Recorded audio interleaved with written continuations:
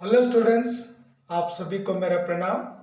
Professor की class में आप सभी का स्वागत है। स्टूडेंट्स, आज सेकंड पीयूसी स्टूडेंट के लिए नॉन डिटेल में जो दूसरा नाटक है, एकांकी है प्रतिशोध। आज प्रतिशोध नाटक पर चर्चा होगी या प्रतिशोध नाटक यानी एकांकी आज पढ़ाऊंगा।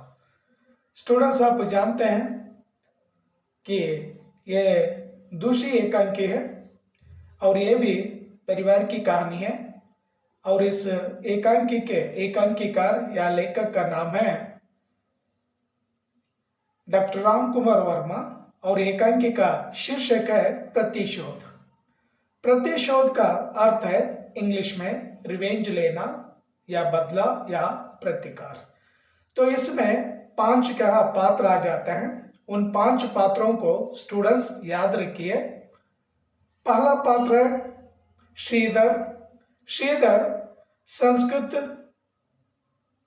संस्कृत में महापंडित है, यानी संस्कृत साहित्य में, संस्कृत लैंग्वेज में वो महापंडित है। महापंडित means just students you remember philosopher, जिसके पास सारे क्षेत्र का नॉलेज होता है, ज्ञान होता है। उस इंसान को, उस व्यक्ति को कहते हैं पंडित।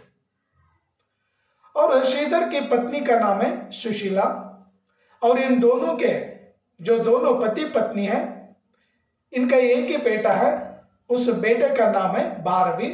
भारवी भी संस्कृत में क्या महाकवि है, संस्कृत के महाकवि। यानी बाप पंडित है, संस्कृत के पंडित, और बेटा भारवी संस्कृत में या संस्कृत के महाकवि है। सो इनके घर में एक नौकरानी है, हम लोकल लैंग्वेज में कहते हैं बाई, यानी घर में काम करने वाली नौकरानी, यानी मेड सर्वेंट आबा है। और एक पात्र आ जाता है भारती। भारती भी एक विदुषी है, वो भी एक विदुषी है, यानी फिलोसोफर। सो इन 5 पात्रों के इर्द गिर्द कहानी क्या घूमती है। सो ये कहानी बहुत ही क्या इंटरेस्टिंग कहानी है। और इस कहानी पढ़ने के बाद, ये नाटक पढ़ने के बाद, एकांकी पढ़ने के बाद हमें एक अच्छा सा क्या मैसेज मिलता है। तो आपको डायरेक्ट ये नाटक क्या पढ़कर आपको सुनाऊंगा। स्टूडेंट्स, जो भी मेरे चैनल पर नए हैं, अभी तक अगर आप सब्सक्राइब नहीं कर लिया तो सब्सक्राइब कर लीजिए और वीडियो को स्किप मत करिए, अंत तक वीडियो देखिए, क्योंकि जो भी मैं वीडियो बनाकर अपलोड करता हूं स्टूडेंट्स के लिए बहुत ही क्या लाभदायक है, बहुत ही क्या यूजफुल होता है।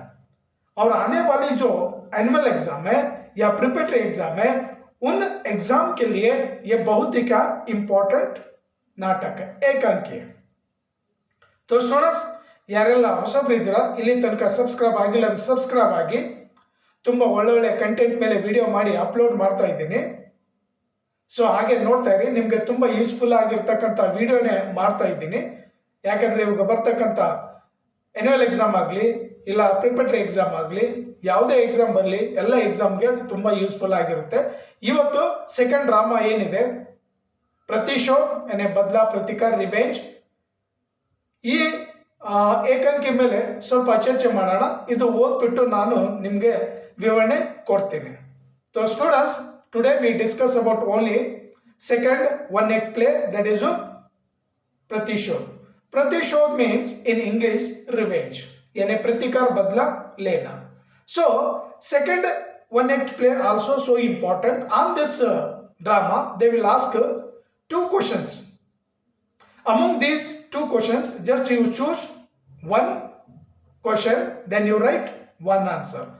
So when you write one answer, you will get 5 marks. यानी 5 marks इस एकांकी पर क्या आप ले सकते हैं. तो इसीलिए मैं कह रहा हूं बहुत ही क्या इंपॉर्टेंट है. इजी से क्या आप लोग सुन लीजिए और इस स्टोरी को क्या याद रख लीजिए. तो स्टूडेंट्स, आइए मैं आपको पढ़कर समझाऊंगा. तो ये 5 पात्रों के नाम याद रख लीजिए. Shridhar, Sushila, both are husband and wife. इन दोनों का जो बेटा है भारवी, और इनके घर में नौकरानी है, नौकरानी का नाम है आभा, और एक विदुषी है Bharati. Shridhar, Sushila, Bharavi, Abha, Bharati. Just we remember 5 names. So ये एक याद रख लीजिए। और श्रीधर पंडित है और एक श्लोक पढ़कर क्या वाइफ को, पत्नी को क्या सुना रहे हैं। और आप लोग जानते हैं पंडित लोग हमेशा के लिए श्लोक पढ़ते हैं और सारा श्लोक क्या संस्कृत में। Students already you know Sanskrit language को देवी देवताओं की लैंग्वेज क्या मानी जाती है। Sanskrit language means that is God and goddess language. And another thing is Sanskrit language mother of all languages. यानी संस्कृत भाषा सारी भाषाओं की जननी या मां मानी जाती है। तो इसलिए संस्कृत लैंग्वेज को क्या हम जैसे लोग क्या समझ नहीं पाते। That is not our mother tongue, that is not our language, we don't know that language. So हम लोगों को थोड़ी सी क्या डिफिकल्ट लगती है। हम लोग पढ़ पाते हैं, we are Hindi students, no Hindi students easily we can read but we can't understand. हम लोगों को समझ में नहीं आएगा, हम लोग पढ़ सकते हैं। सो यहाँ पर भी ये कहानी शुरू हो जाती है। सुशीला बैठी है और श्रीधर क्या बैठकर एक श्लोक क्या पढ़ते हैं। I start this drama one act play, just you listen carefully students. शुरू हो जाता है। श्रीधर ग्रंथ देखते हुए श्लोक पढ़ते हैं। सो श्रीधर के हाथ में श्लोक की किताब है और उस किताब में एक श्लोक है। श्लोक क्या पढ़कर श्लोक का अर्थ सुना रहे किसे, सुशीला को। याद रखिए। सो ये श्लोक पढ़ता हूं और श्लोक कैसे पढ़ते हैं, मंत्र किस तरह से पढ़ते हैं, पंडित लोगों की जो शैली होती है उसी शैली में क्या ट्राई क्या करता हूं, आप लोग सुन लीजिए। सो फर्स्ट श्लोक 2 लाइन्स श्लोक, just I am reading, just you listen. Shridhar श्लोक पढ़ते हैं। ओ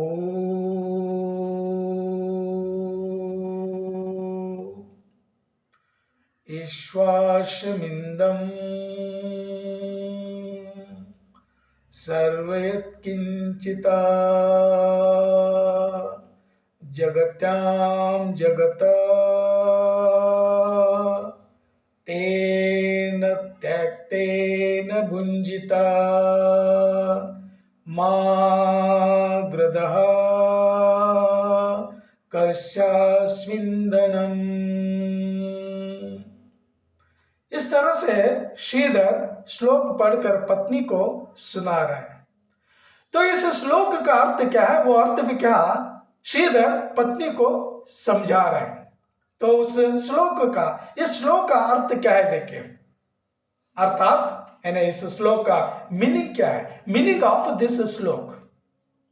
एंड अभी मैंने आपको कहा हूं, no only I told you we can't understand this language, Sanskrit language. So Hindi में उसका अर्थ क्या होता है देखिए, जगत में जो कुछ भी स्थावर और जंगम है, इसका अर्थ क्या है, इस दुनिया में जो कोई भी चीज स्थावर है, स्थावर मीन्स स्टेबल, स्टेबल मीन्स एक ही जगह पर रुकने वाली चीज या वस्तु। लिविंग एंड नॉन लिविंग, अब समझ लीजिए एक ही जगह पर जो जीव है या वस्तु है, माउंटेन एक ही जगह पर रुकती है, पेड़ एक ही जगह पर रुकती है और प्लांट भी क्या एक ही जगह पर रुकती है। ये स्टेबल, इस दुनिया में स्टेबल रहने वाली चीज। और एक चीज है एक जगह से दूसरी जगह जाने वाले जीव, लाइक ए ह्यूमन बीइंग, हम लोग हैं। कभी कोलार में रहते हैं, कभी बेंगलोर में रहते हैं, कभी दिल्ली चले जाते हैं, कभी अमेरिका चले जाते हैं, कभी हमारे विलेज आ जाते हैं, कभी किसी गली में जाते हैं। सो यहां पर हम लोग मूव होते होते चले जाते हैं, यानी हम लोग जंगम है। जंगम मीन्स मूविंग थिंग, यानी एक जगह से दूसरी जाने वाली चीज। इन दोनों चीजों के ऊपर किनकी सत्ता है, भगवान की क्या सत्ता है।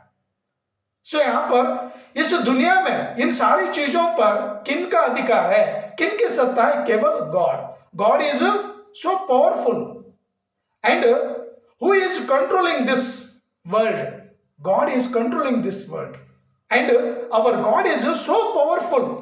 God has more power and God only controlling this world. और इस दुनिया पर उनकी क्या सत्ता है, यानी इस श्लोक का अर्थ है। नेक्स्ट देखिए, वहां सब ईश्वर के द्वारा आच्छादित है। तात्पर्य संसार के क्रोध में भगवान की ही सत्ता है।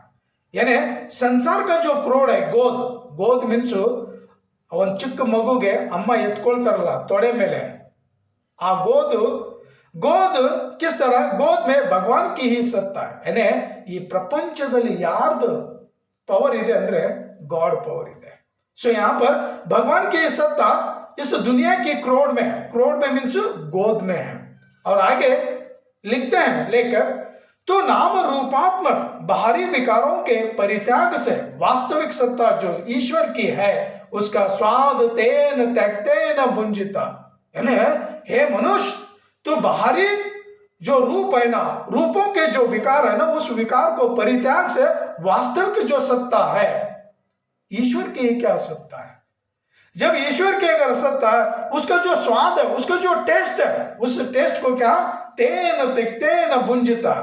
यानी ये कहकर, हे सुशीला, तुम्हारा ध्यान कहाँ है? मैं जो इस श्लोक का अर्थ समझा रहा हूं, लेकिन तुम्हारा ध्यान कहाँ है? तो श्रीधर इस तरह से पत्नी को क्या कहने लगते हैं। तो ये इस श्लोक का अर्थ रहा स्टूडेंट। नेक्स्ट वीडियो में यही लेसन कंटिन्यू करूंगा। तो ये वीडियो अगर आपको अच्छा लगता है एक लाइक करिए, अगर समझ में अगर आ रहा है तो कमेंट बॉक्स में कमेंट करके बताइए। लेकिन स्टूडेंट याद रखिए, सब्सक्राइब करना ना भूलिए। I need your support. Thank you, I love you, thank you. जय हिंद, जय कर्नाटक, वंदे मातरम।